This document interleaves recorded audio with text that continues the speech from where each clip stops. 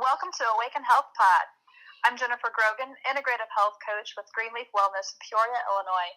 And with me is my co-host, Shanna Skradell, Integrative Health Coach with Inspire Wellness for You in Arizona. Hey, Shanna. Good morning. It is April 2nd, and today we're going to talk a little bit about sleep.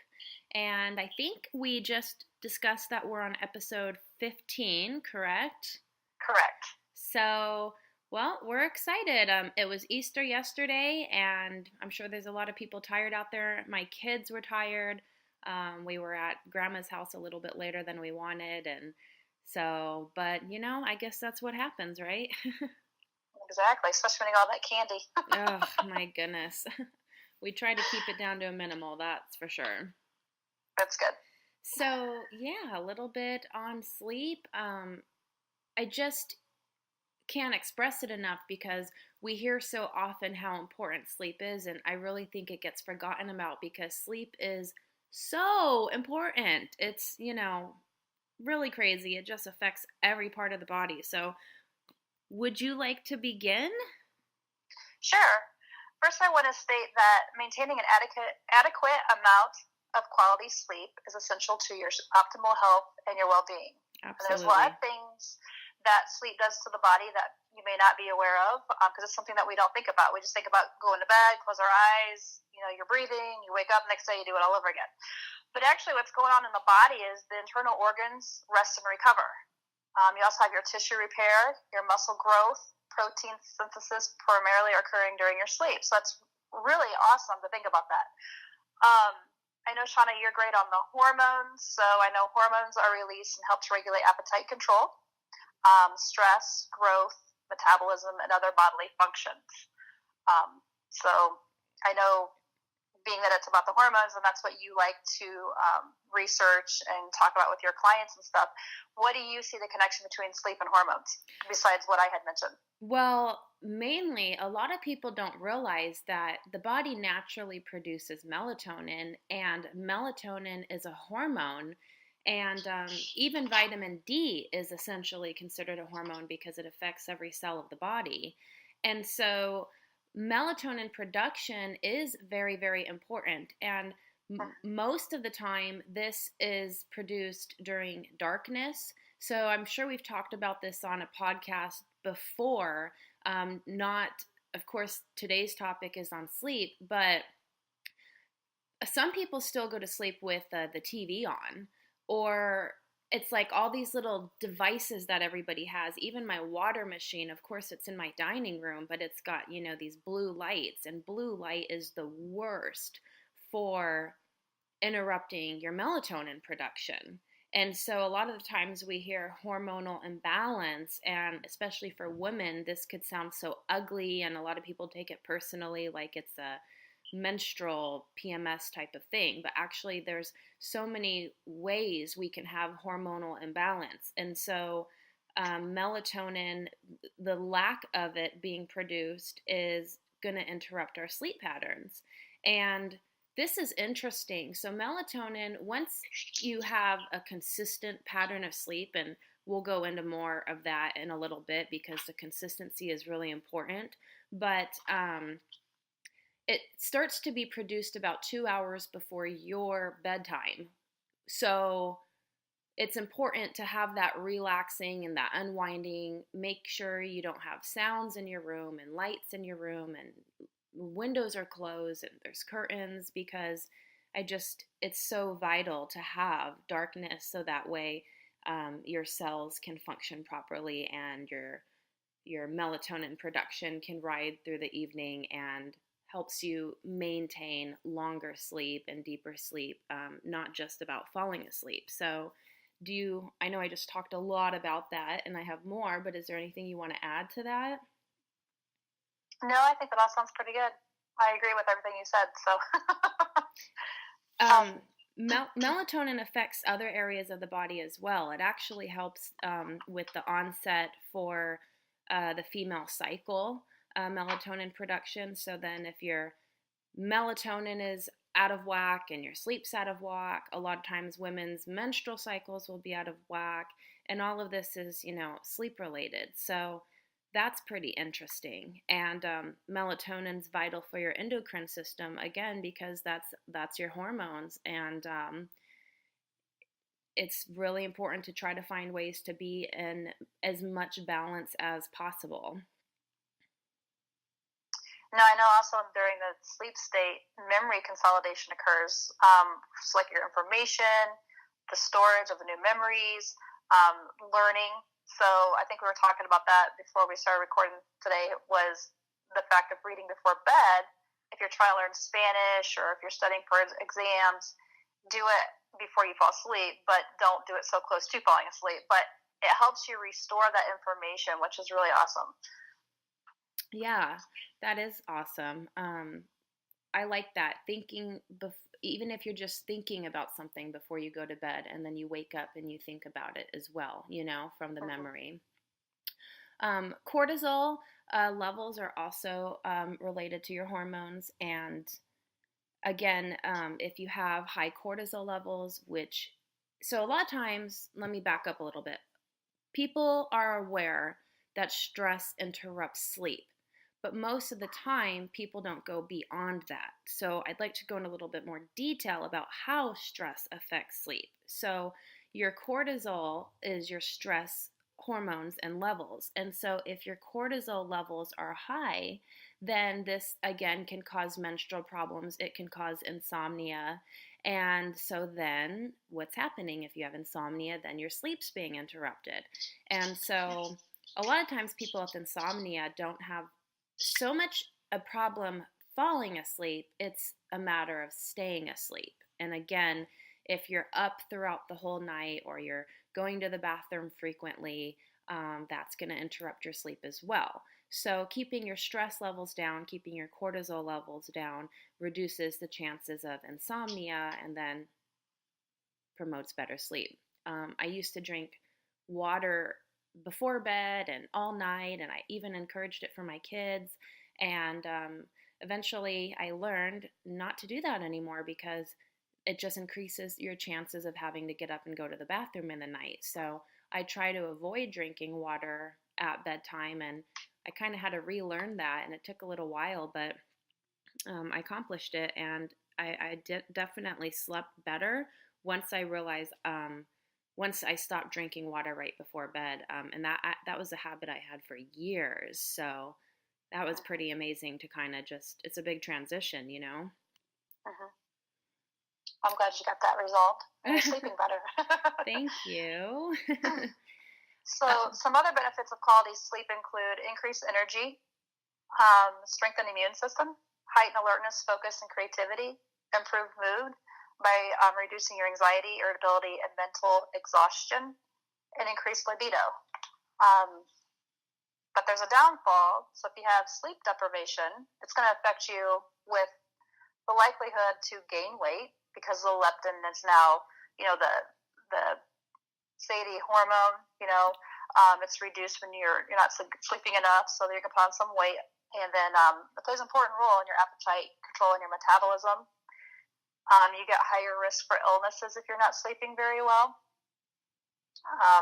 You can get more inflammation, and that contributes to increased risk of diabetes, heart disease, stroke, and infections.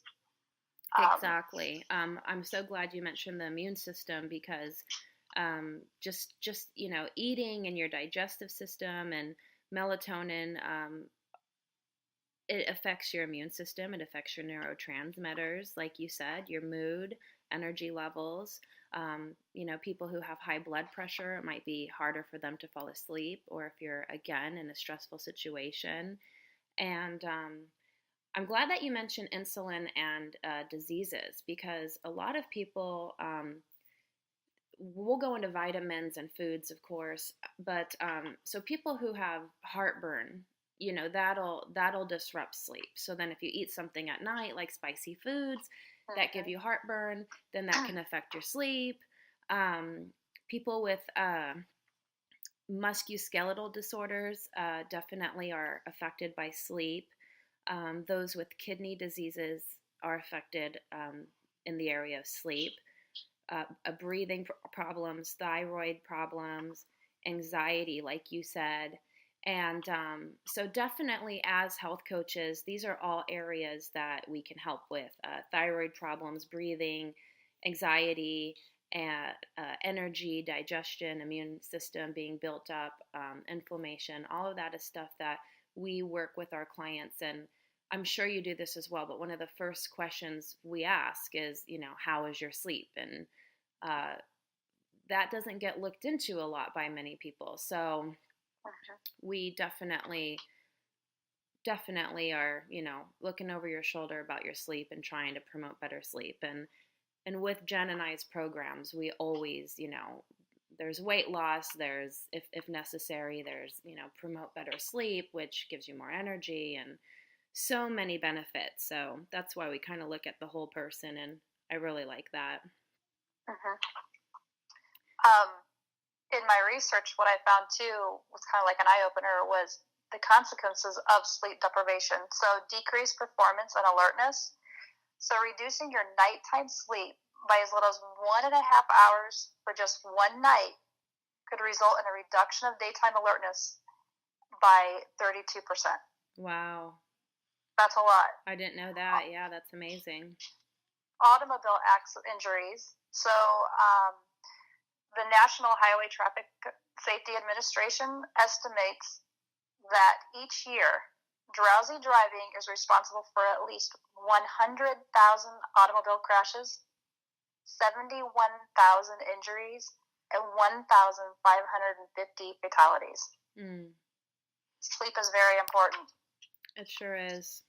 And especially if you're going to go out and travel, make sure you rest before you hit the long drive. Yeah, and it definitely affects your decision-making process, and then it affects what you, even just your decisions on what you eat, because if you're exhausted, you don't want to go to the grocery store and buy salmon and vegetables, let alone cook it. So then it's like people are eating go-to foods or eating quick foods, whether they want to or not, but they're hungry and they're tired, and so it's a horrible cycle. And it's, this is probably already out there, but if not, then I'm creating it right now. We should really focus on the art of sleep, Exactly.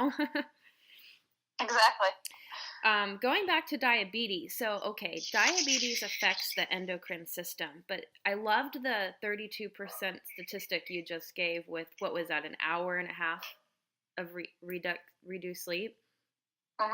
So with diabetes, okay, so if people have 5 hours or less, they're 6 times more likely to have, or 5 times more likely to have diabetes compared to those who get 7 or 8 hours of sleep. And even people who get 6 hours of sleep are 1.7 times more likely to have diabetes compared to those who sleep 7 to 8 hours. Now, people who get 9 or more hours of sleep have higher rates for diabetes than those compared to 7 or 8 hours. So that really is the pristine number right there, trying to get 7 or 8 hours of sleep. A lot of people think that they have, not enough time in the day, and so they cut down their sleep 5 or 6 hours, and then they get spiked up on energy drinks, and they think they feel good, and they say they have energy, and that works for them. And maybe that is true. Maybe that does work for some, minus the relying on energy and caffeine, because I don't promote that. But again, there's so many health benefits and reduced risk for diseases by getting 7 or 8 hours of sleep. So, hey, that's just important. It's time to, write it down, set your alarm, try to get 7 to 8 hours. Exactly, because 18 years and up should get 7 to 9. 11 to 17 years of age, 8.5 to 9.5. If you have a 5 to 10-year-old, 10 to 11. And you're looking anywhere 11 to 18 from 3 years to 2 months. So yeah, and that's in a 24-hour period. Yeah, they're the ones that get all the sleep. As you get older, it's like we want to sleep, but we have too much to do. But like you said, it's really important to get that 7 to 8. And that's what I try to get my clients to realize too. Maybe throw in more workouts so then your body is ready for bed, right, and go to sleep at night. So Movement is, there again, I'm going to talk about movement. It's really Yep. important because you want your body working, you want your brain working. So when you do go to bed at night, your body's ready for bed. It's not laying there going, oh, I want to do this, or I want to go do that, or I want to watch a movie. You know, you want it to calm down. Mm-hmm. So feed it what it needs during the day, do your movement, and you'll sleep a lot better at night. A lot of it, too, is releasing that stress. And we've talked about that in other podcasts too. You know, your anxieties, worries, stress, anger, whatever it might be, that could be keeping you up as well too. So you need to focus in on all of that. Right. And then the benefits of exercise and balancing out hormones as well. So then that's balancing out your cortisol, your stress, like you said, your melatonin, and yep. And then immune system. Again, we mentioned this, but sleep is healing. So for those who, have had surgery or a crisis in their life or trauma, sleep is so important. Even a wound, something even simple, a toothache, or sleep is healing. So definitely the better sleep, the faster your recovery. And I know for some that do have depression, sleep is very healing for them as well. I know, because if we don't understand how people that are depressed function, it's hard to understand why are they sleeping all the time. But for them, it's a way of getting away to just be able to cope and heal on the way they know, and their body wants sleep. So it's just kind of understanding and acknowledging and let it be, but there's other things for depression as well that you can look at, but we're on sleep today, so. Right, but again, if you have depression, anxiety, insomnia, that affects your sleep. Yep. Yeah, and so, I don't encourage napping throughout the day for, that's not in your hours of sleep. I try to encourage a strong, sound, good, healthy night of sleep, feel great during the day, wind down at night. And so we talk about that. We talk about afternoon crashes and how to avoid them and stuff like that in our programs. And sleep is great for your heart, your cardiovascular system. Again, like Jen mentioned, weight, definitely weight loss and balanced weight. And then sleep and immune system again. So. Getting a lot, not a lot, but the amount that you need. Sleep improves athletic performance. So if anyone's listening and you're into sports or whatever it might be, sleep is really important for that. Yeah. Sleep is great for grades. I don't care how old you are, if you're in college as a young one or an older person, or you have teenagers, little kids, sleep improves the grades. It sharpens your attention. Lack of sleep can result in ADHD-like symptoms. So you want to make sure that your kids are getting that sleep. And people that are not getting that much sleep, it's more due to hyperactivity, inattentive, and impulsive. So if you've got kids, like my kid was kind of hyper when he was younger, but we made sure he got his sleep. But he's calmed down a lot. So as he's getting older, he's getting that sleep. So he's just learning new ways of releasing his excitement for the day. But yeah. Well, and you said what we feed our body and to be calm at nighttime. So foods play a big role because there's energizing foods and then there's calming foods. And I'm pretty sure I mentioned this before, but carbs are calming. So starting your day with, toast and potatoes isn't really going to give you the sustained energy that people ideally are looking for. That's something, that you'd want to eat more likely in the evening. So things that are acidic foods, for example, grapefruit, they cause heartburn for some people. And so acidic foods cause heartburn. Heartburn causes, problems sleeping, restfulness, and or restlessness. So definitely you want to have your energizing foods in the morning, your acidic foods in the morning. Even things like celery, vegetables, cucumbers that have a diuretic effect, which, they have a lot of water content and they make you need to urinate more.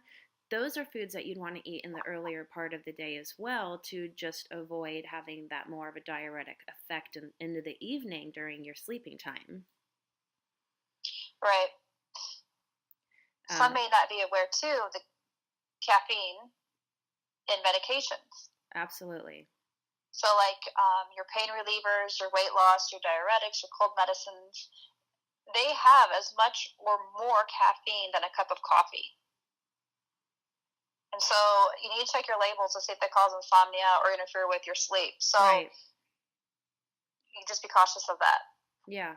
Medications in themselves cause problems with hormonal imbalance, and it jacks up your gut flora. And even Tylenol and aspirin, ibuprofen, like you said, that actually disrupts your gut flora. Well, then, you're having digestion problems. And so that can keep you up at night as well. Definitely, it's something to consider. That way, if people are on medications, they can understand why their sleep is being affected, and then work with a professional like Generi to help with that sleeping habits. And then, if you like your alcohol, avoid 4 to 6 hours before bedtime. Right. Make sure you drink some water with it to dilute the effects of it. That would probably help you to get to sleep faster. Yeah, and real heavy meals cause discomfort falling asleep. You're so full and stuffed and bloated, and can't lay down comfortably. And so trying to eat your heavier meals, or like heavy meats, stuff like that, you'd want to have a little bit earlier in the day. Even beans, because of all the fiber, they're great for you, but you probably would want to have them in the afternoon, early evening. Mm-hmm. So then if we talk about foods that we want to have in the morning so it doesn't affect our sleep in the evening, also, I just want to say avocados, peppermint, and broccoli is energizing. So then what comes with that? The opposite. What are good foods to help in the evening? And of course, I put together a small list and I want to share it with our listeners. So pumpkin seeds, almond butter, these are really good in the evening. Walnuts have melatonin properties to them, and almonds have tryptophan. Lettuce has, I think it's called lactucarium and ginger, and that is it's like sedative powers. So that's calming, that's relaxing. The tryptophan's calming, relaxing. The lettuce with the sedation. So salmon, chicken, asparagus, and teas, herbs, lavender oils, things like that, lavender scents. So all of those are calming, relaxing, more foods, to have in the evening. I'm going to throw some more on there. Cool.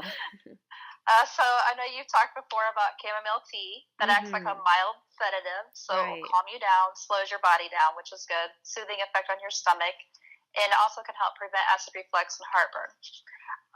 Your oats, I don't know if you want to eat those in the evening for bed, but it does help. It slows digesting carbs. They won't impact your blood sugar. Oats contain slow digesting carbs. I think I just said that. You've already mentioned the almonds. Sweet potatoes, excellent promoting good sleep. They're great at relaxing the muscles, full of complex carbs. They're repairing energy at night. Bananas are actually good. They have the magnesium and the potassium. I know you've mentioned magnesium before about taking that before you go to bed to help you relax a little bit and sleep. So it's going to be in your bananas. And then in your grapes. I know a lot of people are iffy on that one because of the sugar, but they contain melatonin. So a handful of those, maybe 2 handfuls, eat some of those before you go to bed. And then focus on your breathing and you'll be out like a little baby. Cherries, melatonin in those as well. So and cherries muscle is recovery. Yes, great antioxidants too. And then honey. It's a natural sugar. Promotes the activation of insulin and therefore allows tryptophan to enter the brain easily. So it's going to calm you better. So those are some things to consider. Add to your nighttime routine. Yeah, and so you mentioned magnesium, which I love that you did, of course. So then we talked about energizing foods and calming foods. What am I going to talk about next? Energizing vitamins and calming vitamins. So your B vitamins, mainly B12, definitely is a morning vitamin. B6, it's recommended for the morning, but it helps promote sleep as well. So, that one, I just recommend the B vitamins and the complexes to be morning routine and ritual rather than evening. Definitely your antioxidants like coenzyme, turmeric, those are really good for the morning. And then in the evening, like you said, the magnesium, vitamin D helps morning and evening. Calcium helps in the evening, vitamin E, and zinc. So, if you include these or are interested in including these to support better health, these vitamins, then just be, willing. I recommend to have an evening routine and a morning routine. Sounds good. It's.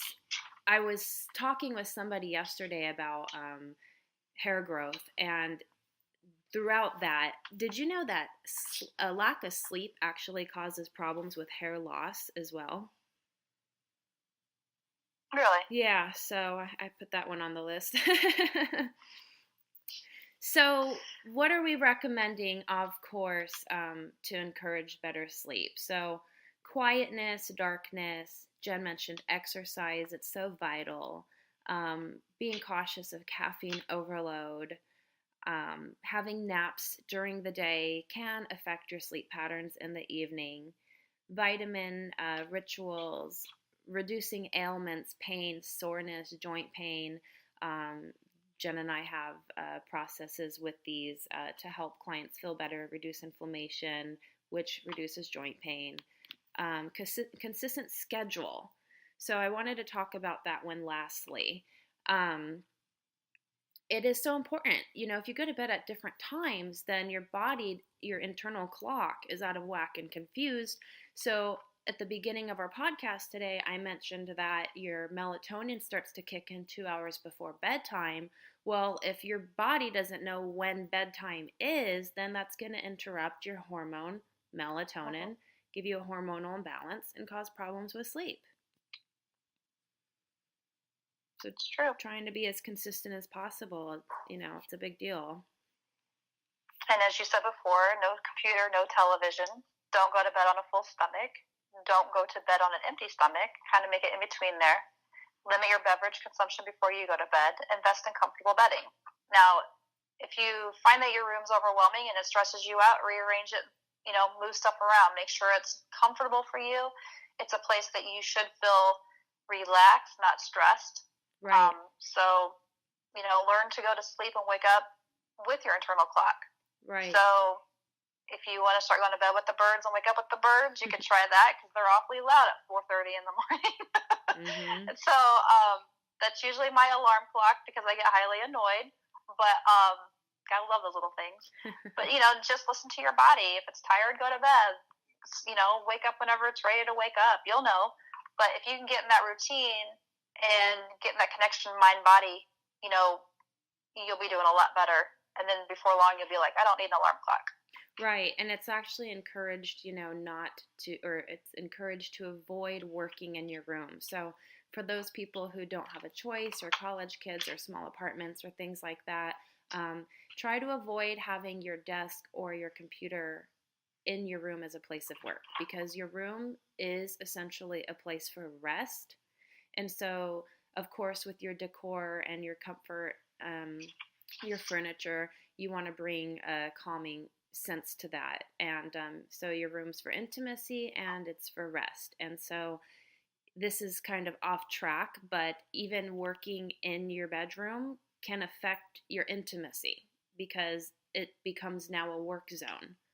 So try to be cautious and mindful of that. I agree. Well, I think we had a lot of great tips, and I hope everybody sleeps soundly tonight. Focus on your breathing, do some exercising, Exactly. Do some of those crossword puzzles before you go to bed, kind of calm the brain down a little bit. Definitely, meditation, prayer. It is important. And if you do have traveling coming up, just be cautious of that as well. Make sure that you get your rest, plenty of sleep before you get up in the morning and go.